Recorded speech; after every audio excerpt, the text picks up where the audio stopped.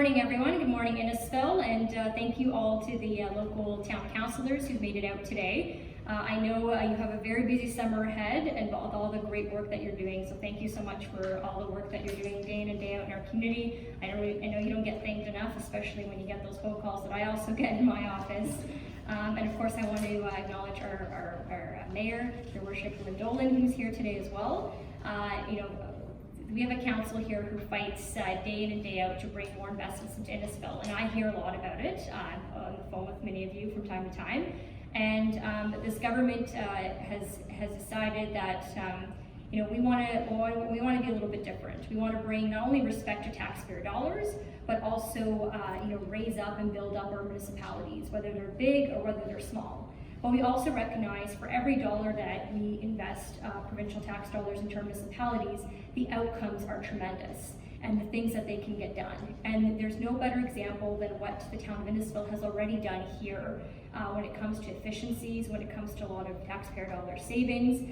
And so if we can help them build a little bit more on that, there's success all around, not just for the residents of the town of Innisfil, but for all Ontarians across this province. And so, as you may know, we've invested in what is called a Municipal Modernization Program in the province of Ontario. These are funds that go to implement different projects across the province, and they help identify where money can be saved. Right now, for 2022, we've opened up a whole other portal for where the funds can go to, and there's more funding.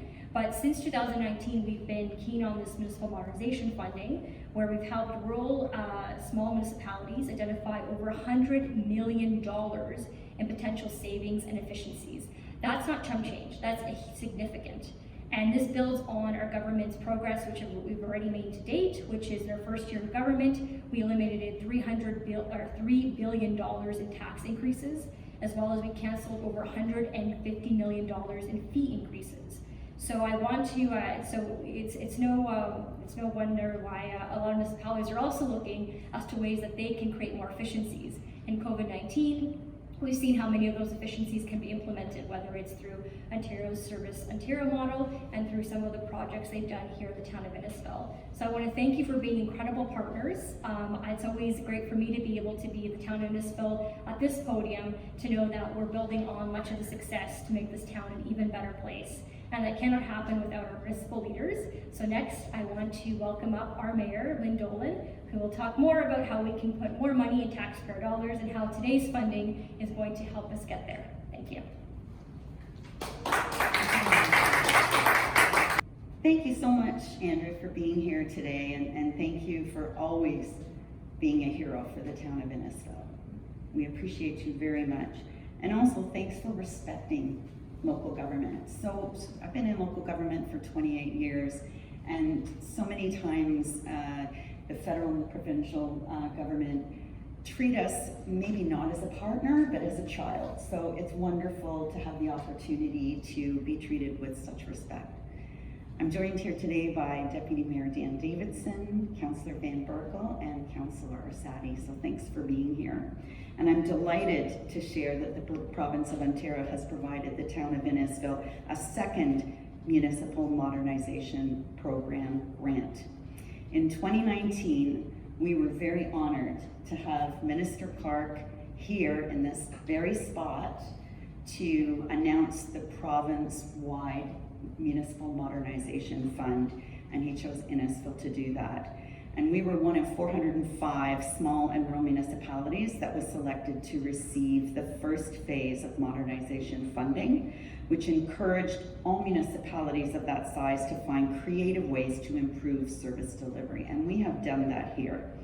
These initial funds allowed us to put plans into motion to find smarter, more efficient ways to deliver essential services, which led to the creation of our cross-functional team that has worked to pivot, innovate, and support the redesign of town services. One town, one team is what we call it, and we've made significant strides in eliminating duplication within our different parts of our municipality.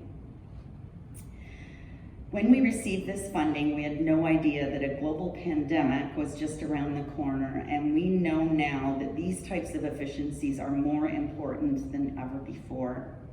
With today's announcement regarding further modernization money, our team will continue to identify and execute on additional opportunities to modernize services in our community.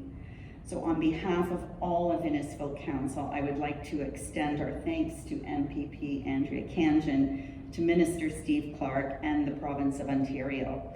Thank you for your continued support and respect, and for putting your trust in us to know what will help our communities the most, because nobody knows our communities as well as we do.